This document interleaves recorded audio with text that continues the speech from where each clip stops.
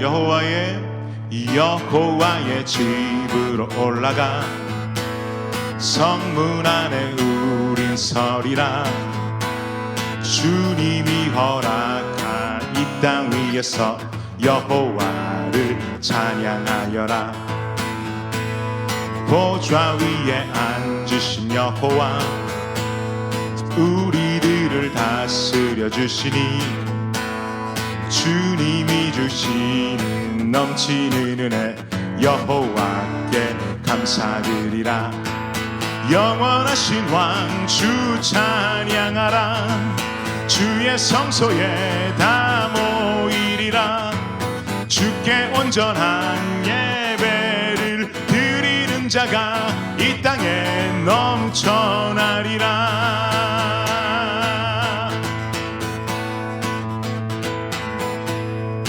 여호와의 집으로 올라가 성문 안에 우리는 서리라. 주님이 허락한 이 땅 위에서 여호와를 찬양하여라. 보좌 위에 앉으신 여호와 우리들을 다스려 주시니 주님이 주시는 넘치는 은혜 여호와께 감사드리라. 영원하신 왕 주 찬양하라. 주의 성소에 다 모이리라. 주께 온전한 예배를 드리는 자가 이 땅에 넘쳐나리라. 영원하신 왕 주 찬양하라. 주의 성소에 다 모이리라. 주께 온전한 예배를 드리는 자가 이 땅에 넘쳐나리라. 영원하신 왕 주 찬양하라. 주의 성소에 다 모이리라.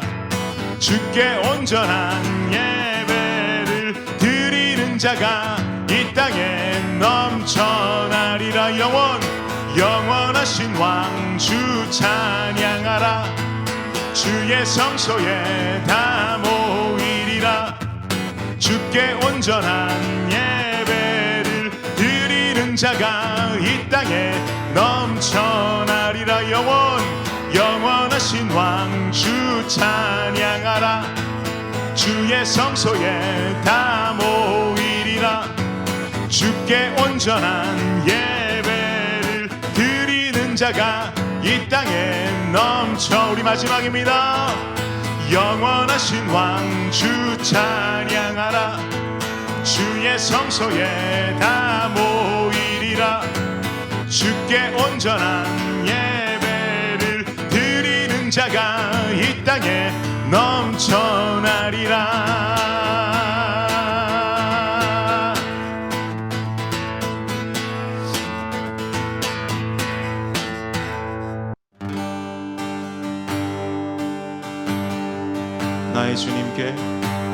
나의 주님께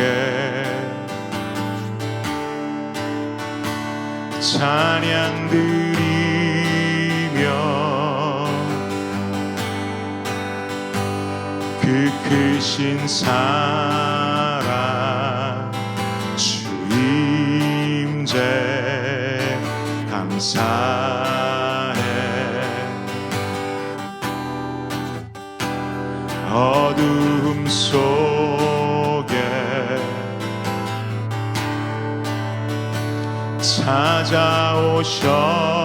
찾아오셔서 주님의 영광 보게 하시네. 의심하는 나를 손 내밀어 잡아주시네. 두려움만 내려놓고 주 바라봅니다.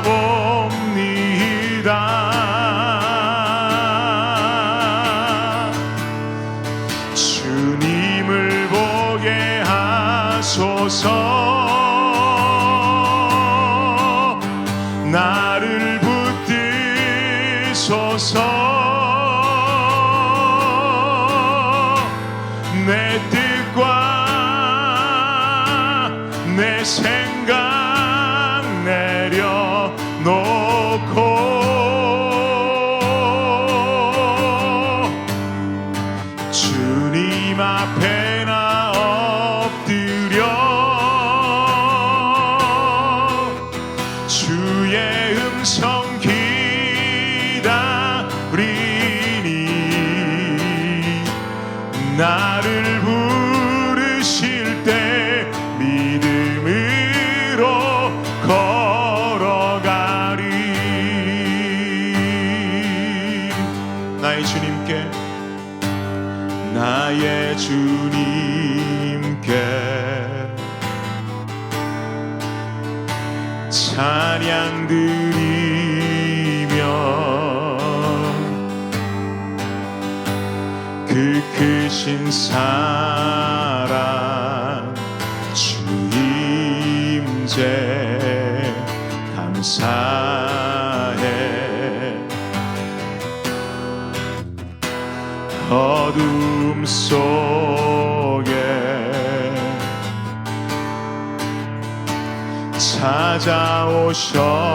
찾아오셔서 주님의 영광 보게 하시네. 의심하는 나를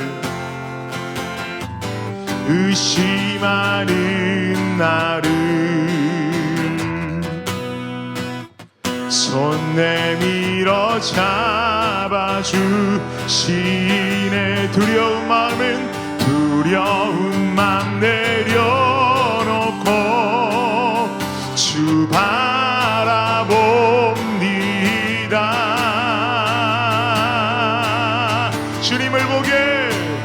주님을 보게 하소서. 나를 붙드소서. 내 뜻과 내 생각 내려놓고 주님 앞에 나 엎드려 주의 음성 기다리니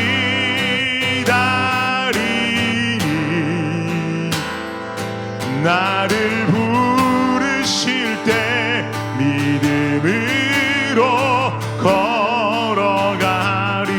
주님을 보게 하소서. 주님을 보게 하소서. 나를 붙드소서. 내 뜻과 내 생각 내려놓고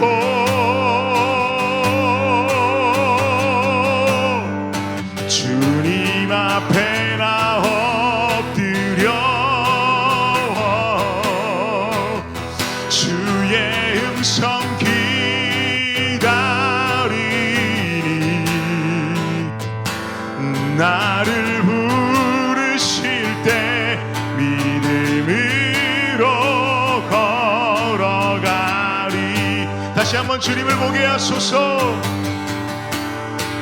주님을 보게 하소서. 아멘. 나를 붙드소서. 내 뜻과 내 생각 내려놓고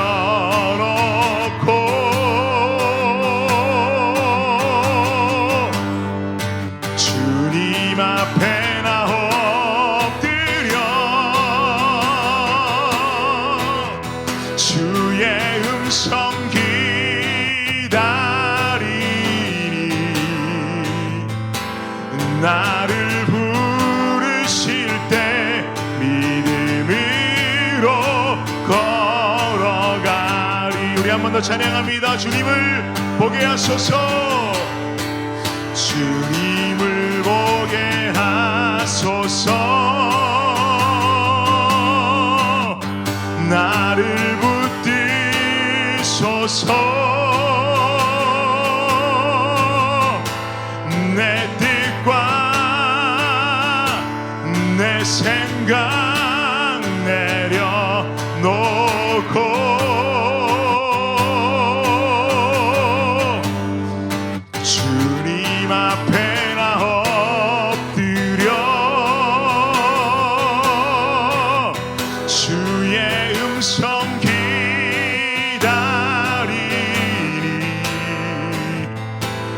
나를 부르실 때 믿음으로 걸어가리.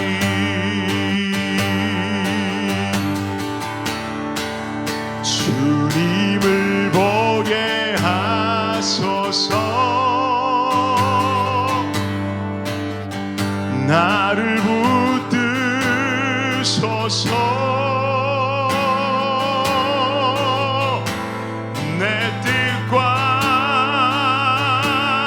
내 생각 내려놓고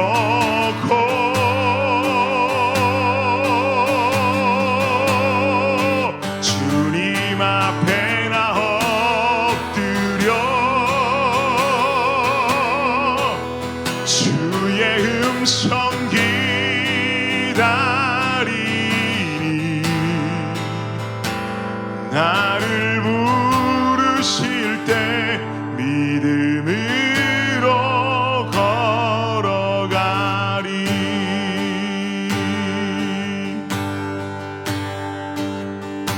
여러분, 이 시간 예배를 위해서 한 목소리로 기도하도록 하겠습니다. 하나님, 우리 예배를 주님께서 붙잡아 주시고 온전히 하나님과 소통하는 시간, 주의 부르심에 응답하는 시간, 하나님 이 예배를 통하여서 말씀 듣고 새로워지는 시간 되게 하여 주시옵소서. 예배 본질을 잃지 않고 온전히 하나님 한 분만을 바라보며 주님 주인 되시는 귀한 시간, 하나님 말씀을 통해 은혜 받는 시간 되게 하여 주옵소서. 기도하겠습니다.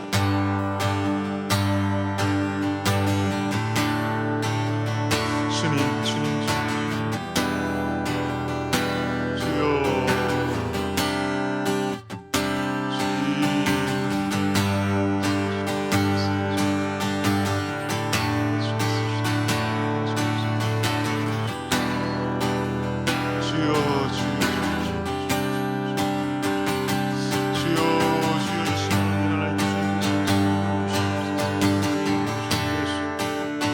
온전히 우리 주 하나님만 주인 되시는 귀한 시간 될 수 있도록 주님께서 도와주시옵소서. 주님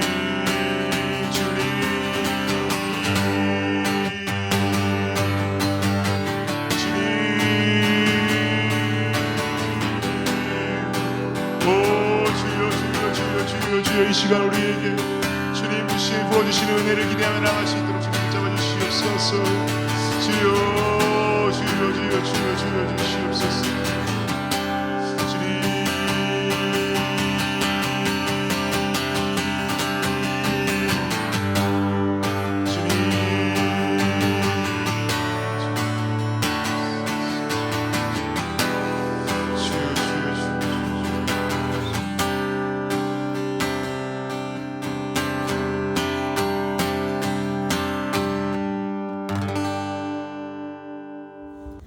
기도드리겠습니다. 주님 감사합니다. 오늘 이 시간 이렇게 예배드리기 위해 모이게 하심에 감사드립니다. 주님, 저희가 지금은 온라인으로 예배를 드리고 있지만 이 시간 드려진 이 예배 가운데 현장에서와 같은 동일한 은혜 허락해 주세요. 주님, 저희의 지난 삶을 돌아봅니다. 저희 삶 가운데 주님이 주인 되지 못했던 삶이 있음을 고백합니다. 저희의 삶이 더욱더 주님과 함께하는 삶이 될 수 있도록 저희가 노력하고 분투하는 그런 삶이 될 수 있도록 주님 도와주세요. 주님, 열매 청년부를 위해서 기도합니다. 저희가 지금은 만나지 못하고 보지 못하는 상황이지만 주님, 저희 가운데 서로를 사랑하는 마음을 주셔서 서로 중보하는 사랑의 공동체가 될 수 있도록 주님 도와주세요. 주님, 오늘 말씀 전하실 목사님을 위해서도 기도합니다. 목사님 가정 가운데 평안함을 주셔서 사역하는 데 무리 없게 하시고 오늘 전하시는 말씀 가운데서 또 지혜를 주셔서 저희에게 필요한 말씀 전하시게 해주세요. 주님, 저희 말씀 받는 저희 마음 가운데도 그 말씀이 새겨져 삶으로 변화되는, 삶으로 드러내는 그리스도인들 될 수 있도록 주님 도와주세요. 예수님 이름으로 기도합니다. 아멘. 네, 오늘 말씀은 요한복음 1장 43절부터 46절까지 말씀입니다. 한 목소리로 함께 합독해보죠. 시작. 이튿날 예수께서 갈릴리로 나가려 하시다가 빌립을 만나 이르시되 나를 따르라 하시니 빌립은 안드레와 베드로와 한 동네 베세다 사람이라. 빌립이 나다나엘을 찾아 이르되 모세가 율법에 기록하였고 여러 선지자가 기록한 그 일을 우리가 만났으니 요셉의 아들 나사렛 예수니라. 나다나엘이 이르되 나사렛에서 무슨 선한 것이 날 수 있느냐. 빌립이 이르되 와서 보라 하니라. 아멘. 네, 오늘 말씀 가지고 교회입니까? 라는 제목으로 말씀 전하려고 합니다. 저도 인생을 살면서 방황의 시기를 겪은 일이 있습니다. 그래도 그 방황의 시기를 겪으면서도 제가 돌아보면 우리 예수님께 참 감사한 것 한 가지는 그 어마어마한 방황기 속에서도 교회만큼은 쉬지 않고 계속 나갔다라는 사실이 참으로 감사합니다. 저는 이 험난한 방황기 속에도 교회를 쉬지 않았던 이유, 그것은 아주 간단했습니다. 교회가 제게 유익을 주지는 않아도 교회가 제게 이익은 주었기 때문에 그랬습니다. 무슨 말인가 한번 들어보십시오. 저는 모태신앙이었고요. 그리고 초등학교 3학년 때인가부터 한 교회에서 신앙생활을 쭉 해왔습니다. 그러던 중에 IMF가 1998년도에 터졌어요.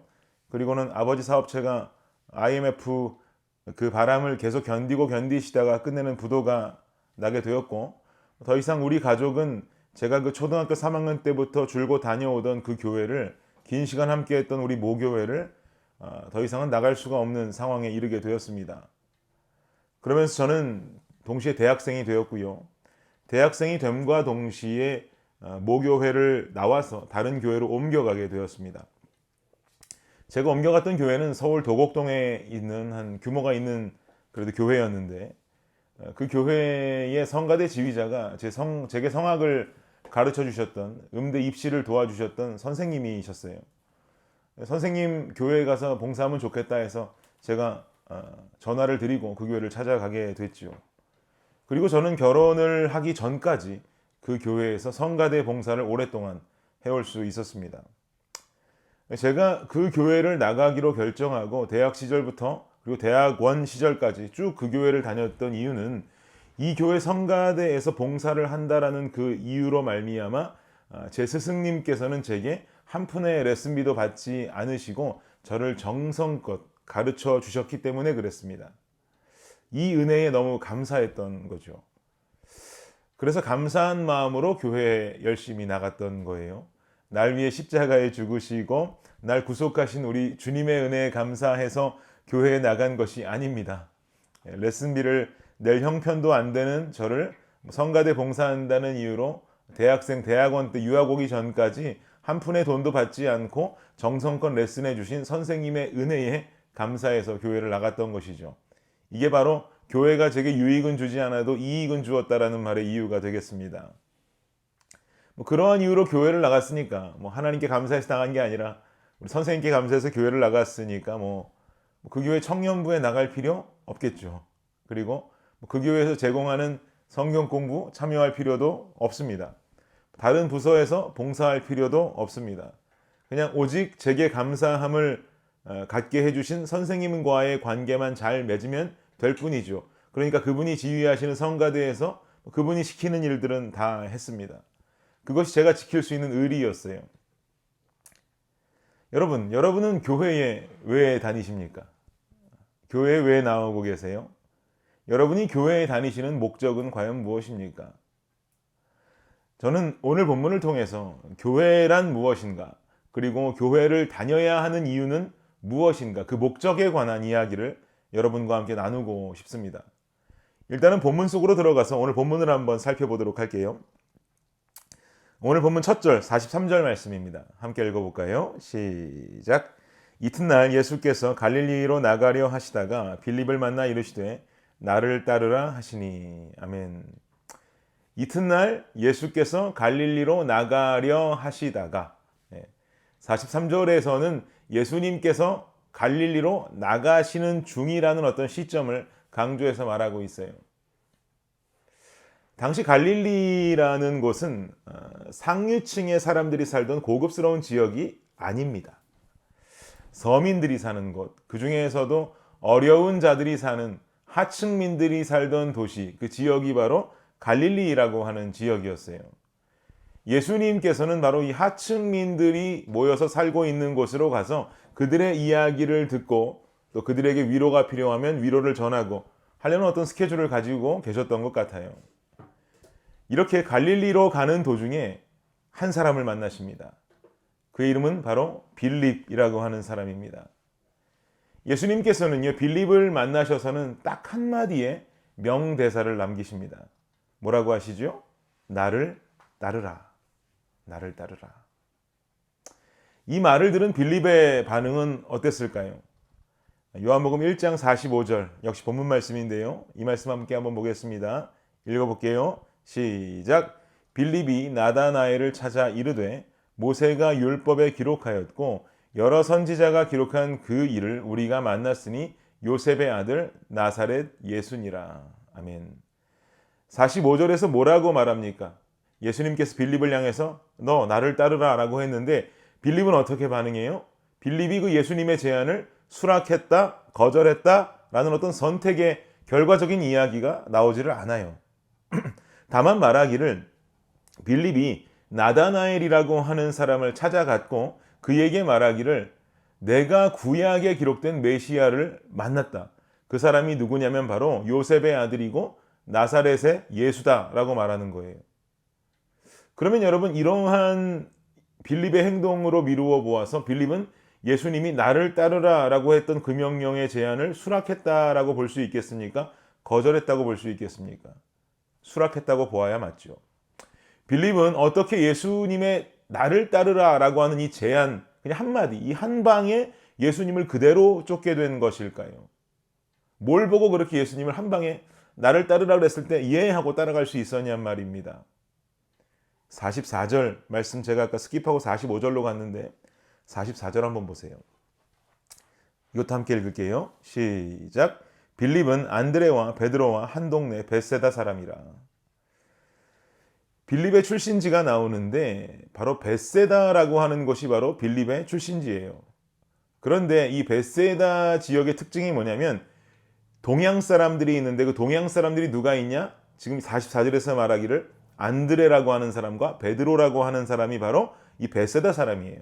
그러니까 안드레, 베드로, 빌립은 다 동양 사람, 같은 고향을 가지고 있는 사람들이란 말이죠.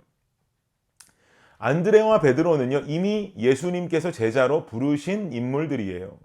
학자들은 말하기를 안드레와 베드로를 통해서 이미 빌립이라는 사람 또한 예수님에 대한 이야기를 익히 들었고 예수님의 위대하심을 알고 있었을 것이다 라고 주장합니다. 그래서 예수님 한마디, 나를 따르라 라고 하는 그 한마디에 빌립은 예수님을 따랐다라는 거죠.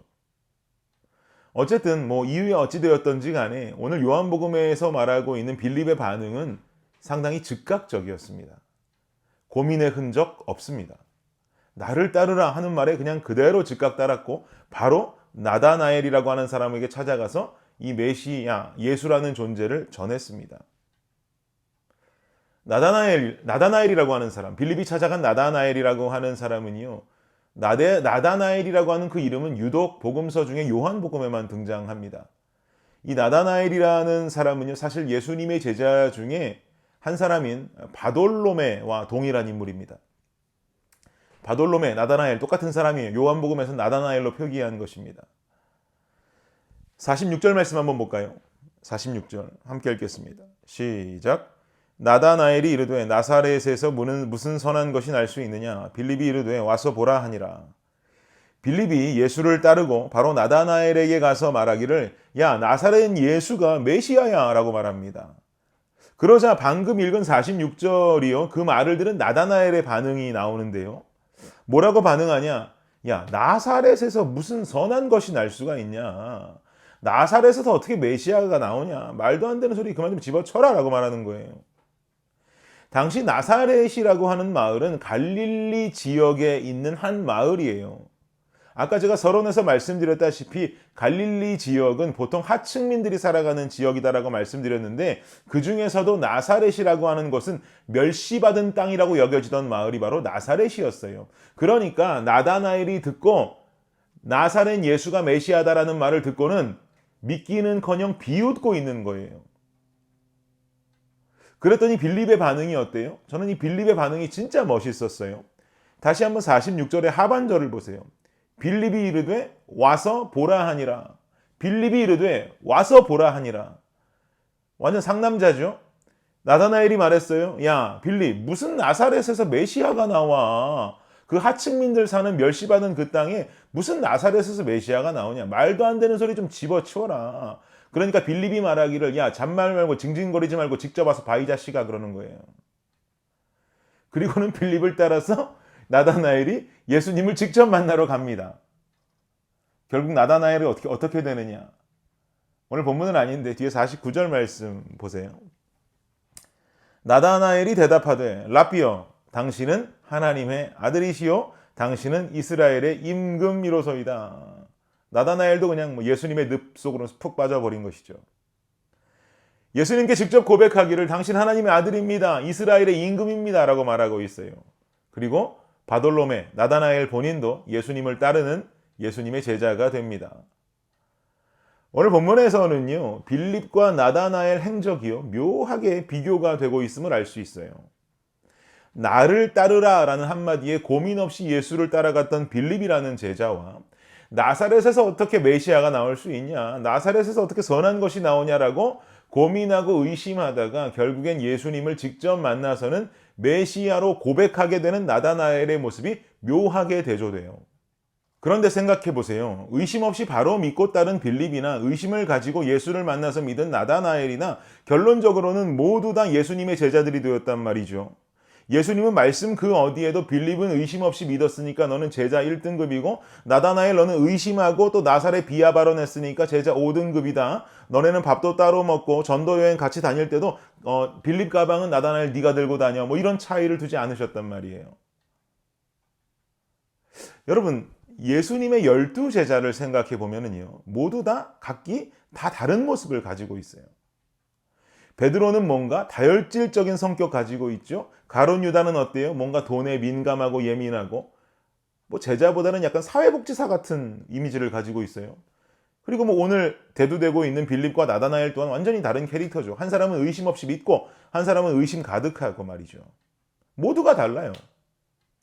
그러나 예수님의 제자라는 한 공동체 안에서 함께 생활하고 예수님을 따르고 있는 거예요.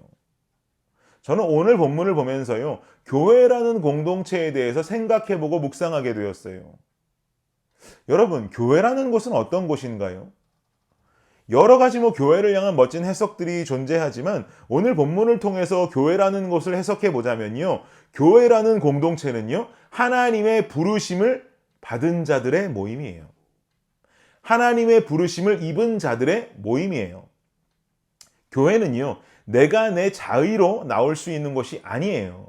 믿음이 있는 자건 믿음이 없는 자건 하나님의 부르심의 은혜가 없이 내 발로 뚜벅뚜벅 교회를 찾아올 수 있는 사람은 없어요. 모든 것이 다 하나님의 은혜란 말이죠. 여러분이 주님의 교회를 다님도 열매청년부에 소속됨도 그냥 어스틴에 와서 인터넷으로 교회 찾아서 서치하고 우리 교회가 마음에 들어서 결정하고 내 발로 걸어 들어온 것이 아니란 말이에요. 하나님께서 주님의 교회로 열매청년부로 이끌어주신 분명한 은혜가 있기 때문에 우리는 지금 이 공동체 안에 있단 말이죠. 믿으십니까? 바로 이것이 교회예요. 하나님의 부르심을 입은 자들의 공동체가 교회란 말이에요. 이해가 되시죠? 그러면 우리에게는 한 가지 의문이 생겨야 맞습니다. 어떤 의문인가? 교회가 하나님의 부르심을 입은 자들의 모임이라고 한다면 우리에게 생겨야 될 의문은 왜 불렀냐는 거예요. 불렀다는 건 이유가 있잖아요. 그냥 부르진 않았을 것 아닙니까? 주님은 우리를 부르셨는데 부름 받은 자들이 다 같이 모였는데 왜 불렀냔 말이죠. 그것도 어스틴으로 주님의 교회로 열매청년부로 왜 부르셨냔 말이에요. 오늘 본문에서 예수님과 제자들이 부르심의 이유를 은근하게 우리들에게 보여주고 있어요. 오늘 본문 첫 절에 예수님이 빌립을 만나기 이전에 원래 계획은 뭐였었다고 그랬죠? 갈릴리로 나가시던 중이었다라고 43절은 말하고 있어요. 갈릴리로 가셔야 돼요. 그곳에서 사람들 만나서 이야기도 들어주고 위로가 필요한 자 위로도 해주고 하셔야 돼요. 해야 할 일 하러 가셔야 해요. 그런데 그 와중에 빌립을 만났어요. 빌립을 불렀어요. 그랬더니 빌립의 반응이 어땠어요? 나다나엘에게 뛰어가서 예수님을 전했어요. 그런데요, 여러분, 지난주 말씀도 기억이 나시는지 모르겠는데 예수를 메시아로 인정하는 세례 요한이 안드레에게 예수님의 메시아 되심을 전했고 그리고 직접 예수님을 만난 안드레는 그대로 예수님 만난 이야기, 그 메시아라는 소식을 자신의 형제 베드로에게 달려가서 예수님을 메시아라고 전했어요.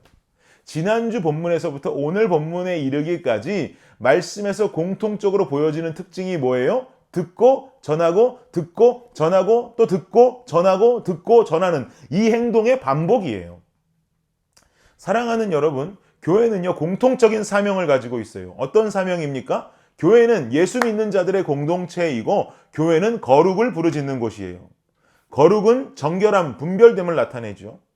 하나님은 우리에게 말씀하시기를 내가 거룩하니 너희도 거룩하라라고 말씀하셨어요. 그런데요, 우리가 알고 있는 여타 다른 종교들도요, 그들만의 거룩함을 강조하거든요. 어떤 종교도 우리 종교는 더럽게 삽시다 이런 사람은 없어요. 다 정결하게 살자, 분별돼 살자 다 그렇게 말해요. 불교도 마찬가지죠. 불자들도 깨끗함 강조해요. 음식도 절제하고 고기도 안 먹고.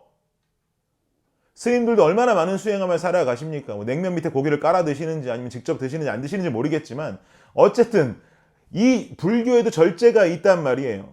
그런데요, 교회하고 사찰의 차이가 뭔지 아세요? 사찰은요 산속에 들어가 있지만 교회는 세상 안으로 들어와 있다는 거예요. 교회는 도시 속에 있고 마을 안으로 들어와 있어요. 사찰은 그렇지를 않죠. 불자들이 말하는 깨끗함은 속세를 떠나야 합니다. 속세를 떠나서 그들이 이루어야 하는 절제와 정결함을 말할지 모르겠지만 실상 교회는 달라요. 부르심을 입은 자들이 한 공동체로 모입니다. 그리고 세상 속으로 들어와서 마을 안으로 들어와서 다시금 모인 자들이 세상으로 나가야 하는 것이 바로 교회가 가지고 있는 올바른 사명이고 신앙이에요. 즉 정리해보면 우리가 교회 공동체 안에 있으면서 고민해야 할 중요한 가치 한 가지는 뭐냐면요, 어떻게 세상으로 나가서 하나님께서 아무리 큰 소리로 불러도 듣지 못하고 알지 못하고 살아가는 자들에게 하나님의 그 부르심을 듣고 알 수 있도록 우리가 도울 수 있을까를 고민해야 하는 거예요. 이해되시죠? 이게 바로 교회의 사명이에요. 이게 바로 왜 나를 불렀지? 왜 부르신 거지? 에 대한 가장 알맞은 답이 될 수 있는 거예요. 그런데 안타까운 건 오늘날의 교회는 어때요? 교회의 의미를 알지 못하고 있는 교회가 너무 많아요. 그리고 세상으로 나가서 하나님의 부르심을 알도록 돕는 역할을 하는 것이 아니라 세상에게 너무 많은 매를 맞고 있어요. 그럼 여러분, 부르심을 입은 자들이 다시 세상 속으로 나가서 하나님을 전함에 있어서 우리가 훈련되어져야 할 것은 무엇일까요, 여러분? 우리가 진정한 교회 사명 이루기 위해서 우리는 무엇으로 훈련되어져야 할까요? 아까도 말씀드렸던 것처럼요, 예수님의 제자들은요 서로 각기 너무 달라요. 분명히 예수님 부르셨고 그 부르심에 순종한 자들임에도 불구하고 12명 다 모아놓으니까 서로 너무 다른 거예요. 그런데 이렇게 서로 다른 자들이 결국엔 예수님의 죽음과 부활 그리고 승천 이후에 교회를 이루고 하나가 되어서 예수 그리스도의 복음을 전하고 살아가는 사도들의 모습이 되더란 말이에요. 초대교회를 이루더란 말이에요. 서로 각기 다 다른 사람들이. 이유가 뭐예요? 그들에게는요, 예수를 따르던 예수의 공생의 기간 동안 예수님이 그들 곁에 늘 계시면서 그들의 머리가 되어주셨어요. 그들을 리드해 주셨단 말이에요. 그리고 죽으시고 부활하시고 다시 그들 앞에 나타나셨고 승천하시기 전까지 40일 동안 그들과 지내시면서 본인의 부활함을 몸소 보여주셨어요. 그리고 승천하시면서 성령을 주셨고 이들은 여전히 성령을 머리 삼아 공동체를 이끌었어요. 즉 다시 말하면 서로 각기 다른 예수의 제자들이 제자 공동체를 이루고 예수의 부활, 승천 이후에는 초대교회의 리더들이 되어서 그 모습 그대로 예수 머리 된 그 모습 그대로 초대교회를 이루고 이들이 세상 속으로 복음을 들고 나갈 때 그리고 나가서 전할 때 온 세상이 뒤집어진 그 속에는 단 한 번도 놓치지 않은 예수 그리스도의 머리됨, 성령의 머리됨, 예수 그리스도의 영적인 리드가 존재했단 말이에요. 사랑하는 여러분, 오늘날의 교회가 오늘날의 어스틴의 열매 청년부가 훈련되어져야 할 가장 중요한 것은 바로 이것입니다. 우리 서로 다 똑같습니까? 우리 또한 서로 다 달라요. 어떤 이는 교회에 오래 다녀서 신앙이 좋은 친구도 있고요. 어떤 친구는 오래 다녀도 신앙은 성장하지 못하는 자들도 있어요. 어떤 이는 예수를 처음 믿어서 여전히 나다나엘처럼 아직도 의심 속에 있는 형제자매들이 있고요. 어떤 이는 믿음이 너무 굳건한 사람도 있어요. 어떤 이는 기도를 좋아한다 그러고 어떤 이는 찬양을 좋아한다 그러고 어떤 이는 나는 기도 찬양 다 필요 없다. 나는 설교가 좋다라고 말하는 사람도 있어요. 어떤 이는 살아온 날들이 너무 힘겨웠던 사람도 있는가 하면 어떤 이는요 부유하고 고생 없이 살아온 사람들도 있어요. 우리는요 우리 각자가 다 공동체 안에서 모두 각기 저마다 다 다른 모습을 가지고 있어요. 문제는 뭐냐 하면 이 공동체 안에서 다르다는 이유로 지지고 볶고 싸우고 뒤에 가서 욕하고 물어뜯다 보면은요 우리의 모습을 가지고 세상 속으로 나갈 수가 없어요. 세상에 하나님의 부르심을 듣지 못하고 알지 못하고 귀 막고 눈 감고 살아가는 자들에게 예수님의 모습을 가장 쉽게 보여줄 수 있는 가장 현명한 방법은 그들에게 예수 바로 믿는 나를 보여주는 방법이에요. 그런데 나는 교회에서 상처받고 교회에서 싸우고 교회 뒤에서 헐뜯고 욕하다가 이미 내 영은 다 피폐해져 있고 교회에 한 주 한 주 나가기가 나 자신도 벅찬 삶인데 벅찬 모습인데 세상으로 나아가서 나를 보여주고 예수를 깨닫게 한다? 뻥이죠. 거짓말이에요. 말도 안 돼요. 사랑하는 여러분, 부르심을 입은 자들이 모여서 교회를 이루었는데 서로 각기 다 너무 달라요? 달라도 너무 달라서 힘들 때가 있어요? 우리가 이 시간에 훈련되어져야 하는 가장 중요한 것은 바로 예수 그리스도의 머리됨이에요. 우리 개인, 우리 공동체의 머리가 예수가 되어야 하는 거예요. 이걸 확실하게 훈련해야 하는 것입니다. 그래야 사랑할 수 있고 그래야 세상 속으로 나가서 교회의 본질적인 사명을 그제서야 감당할 수 있는 거거든요. 공동체에 있어서 예수님이 머리 되는 것을 훈련할 수 있는 가장 중요한 시간, 어떤 시간일까요? 다른 것 없어요. 예배예요, 예배. 예배를 통해 예수님을 나의 삶의 머리로 세워드리는 거예요. 주님이 내게 어떤 말씀을 주시는지 그 말씀을 듣고 예수님을 내 머리로 세워드리는 거예요. 그런데 내 시간 하나 예배에 못 맞추고 다른 약속, 친구 만나는 일, 공부하는 일, 혹은 상상조차 하기 싫지만 불같은 토요일 저녁에 나가서 친구랑 맥주 한잔하는 일, 소주 한잔하는 일, 양주 한잔하는 일, 고작 해야 이런 내 말초신경 한번 재미있게 자극하고 지나가 버리는 썩을 것에 영원하신 예수 그리스도 만나는 시간을 버리지 말란 말이에요. 비대면 예배니까 편하고 편하다 보면 소홀하고 소홀하다 보면 예배는 떠나가 버리고 예배 드리지 않아도 되니까 좋고 여러분 이렇게 교회의 본질은 약해지고 교회의 사명은 다 날아가 버리고 하면서 뉴스에서 간혹 교회의 잘못된 이야기가 나오면 함께 현아차고 교회가 죽었느니 사역자가 죽었느니 하면서 살아가고 있는 사람 혹시 있습니까? 누가 교회 죽였어요? 누가 교회를 그렇게 죽였냔 말이에요. 예수 그리스도가 머리 되지 않은 성도들, 예수 그리스도가 머리 되지 않은 목회자들로 인해서 죽어버리고 있고 예수 그리스도가 머리 되지 않은 공동체로 인해서 교회가 썩어가고 있는 거예요. 여러분, 방심하다 보면 여러분과 제가 그렇게 될 수 있어요. 이게 큰일이에요. 온라인 예배 속에 예배가 편해지고 소홀해지고 예배를 떠나가 버리고 온라인이니까 다음에 다른 시간에 드려도 되니까 친구 만나고 나가서 술 퍼먹고 밥 먹고 희희낙낙 재밌게 떠들고 그러는 와중에 내 영은 어떻게 되고 있냔 말이에요. 내 머리는 누가 되고 있냔 말이에요. 내 머리에 예수가 없고 내 머리에 나만 가득 올라가서 내 머리엔 세상만 가득 올라가고 내 머리엔 쾌락만 가득 올라가서 그것이 머리가 되고 있는데 어떻게 공동체원들이 하나가 될 수 있죠?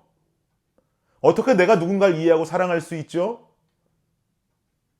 그리고 어떻게 내가 나가서 하나님의 음성을 듣지 못하는 믿지 못하는 자들에게 진정한 하나님이 메시아라고 고백할 수가 있죠? 예배 세워야 합니다. 예배 세워야 하고 말씀 나눠야 돼요. 내 어떤 스케줄보다 더 우선되어야 합니다. 바쁘고 친구 만나고 공부하고 심지어 술 퍼먹고 밥 먹고 하는 일에 내 영혼과 교회의 사명을 버리지 마십시오. 그 순간에 우리 주님 눈에서 통곡의 눈물이 떨어지는 것입니다. 서로 각기 다른 부르심을 입은 자들이 예수 그리스도가 머리가 되어서 하나를 이루고 세상으로 나아가 받은 은혜를 전달함으로 세상 속에 예수를 모르던 자들이 부르심을 깨닫고 교회로 돌아오게 하는 것, 바로 이게 교회입니다. 바로 이게 교인입니다. 바로 이것이 교회의 사명입니다. 바로 이것이 나를 교회로 부르신 하나님의 목적입니다. 사랑하는 여러분, 예수 그리스도가 머리 되기를 원해요. 예수 그리스도를 머리로 세우세요. 늦지 않았어요. 내 삶의 예배가 무너져 있어서 진정한 헤드십을 예수로 인정하지 못하고 있다면 얼른 예배를 세우세요. 주님 말씀이 내 삶의 잣대가 되어야 돼요. 주님 말씀이 내 삶의 명령이 되어야 돼요. 그 명령을 지키고 따라가는 삶이 예수 그리스도를 내 삶의 머리로 세운 자의 특징이에요. 예배 없이, 말씀 없이 주님이 내 머리 되신다? 뻥, 완전 뻥이에요.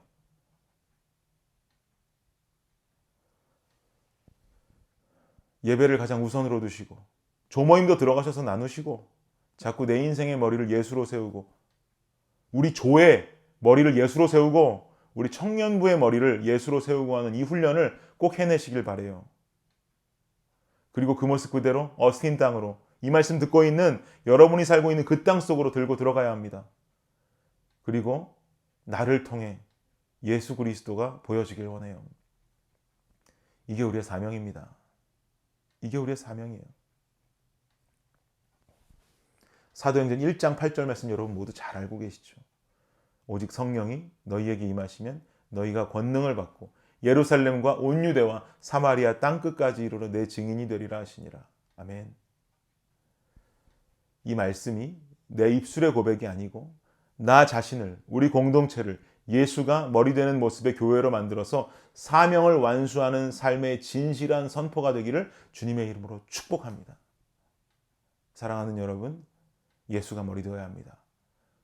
한순간도 예수를 놓치지 맙시다. 예배를 세우시고 말씀을 세우고 그것에 순종하며 따라갈 때 진정한 예수가 머리 되고 또한 예수가 머리 된 자들이 모여서 서로가 서로를 사랑하고 이해하며 하나를 이룰 때 그리고 그 모습 그대로 세상 속으로 전진할 때 이 땅이 그제야 비로소 바실레이아 진정한 천국이 되고 하나님의 나라가 될 줄 믿습니다. 그것이 바로 교회의 사명입니다. 오늘도 내일도 이 교회의 사명을 완수하며 살아가는 저와 여러분이 되시기를 주님의 이름으로 축복합니다. 기도하겠습니다.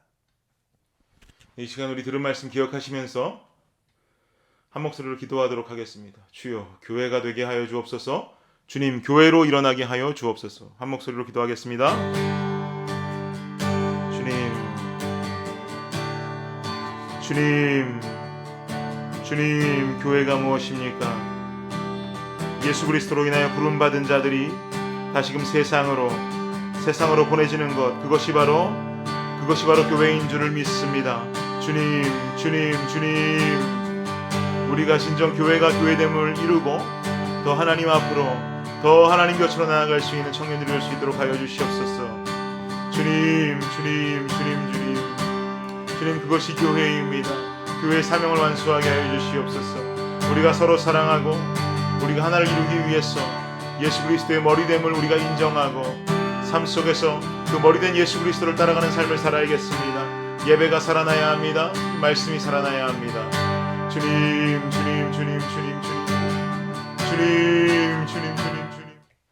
네, 광고 전하겠습니다. 여러분 특별한 광고는요. 11월 7일과 11월 14일에 있는 우리 뉴헤이븐 장로교회와 연합 예배를 드리는 것이 특별한 광고 되겠습니다. 두 주째 계속 광고 드렸었고 오늘도 또 드리는데요. 11월 7일, 11월 14일 두 주간은 우리 교회만 드리는 게 아니라 뉴헤이븐 한인교회와 청년부가 연합해서 줌으로 예배를 드리게 됩니다. 그 두 주간은 예배 시간은 7시가 되겠습니다. 6시가 아닙니다. 7시가 되겠고요. 줌에서 만나서 함께 예배드리고 함께 교제도 하고 조모임도 하고 하면서 이 어려운 시기 속에 또 특별한 예배를 만들어 가 보려고 합니다. 우리 청년들 모두가 좀 참석해 주셨으면 좋겠습니다. 이런 예배는 나쯤은 빠져도 되겠지라고 생각한다면 여러분 그런 생각하지 마시고 예배를 통해서 예수님 머리됨을 세워가야 하니까 또 특별한 은혜가 있을 것이다 라는 생각을 가지고 함께 더욱 참석해 주셨으면 고맙겠습니다. 또 다른 광고 한 가지는 우리 숨예배가 지난주부터 시작되었어요. 여러분들 숨예배 통해서 또 은혜 받으시는 시간 되셨으면 좋겠고요. 하루빨리 캠퍼스에서 만날 수 있음을 위해서 함께 기도해 주셨으면 감사하겠습니다. 그럼 제가 축도하고 예배 마치도록 하겠습니다. 지금은 우리 주 예수 그리스도의 은혜와 무한하신 하나님의 사랑과 놀라운 성령의 은총이 우리 청년들 각 한 사람 한 사람 예수 그리스도를 머리로 세우며 살아가기 결단하는 모든 청년들 머리 위에 지금으로부터 영원까지 함께 하시기를 예수 그리스도의 이름으로 축원하옵나이다. 아멘. 감사합니다. 조별로 만나도록 하겠습니다.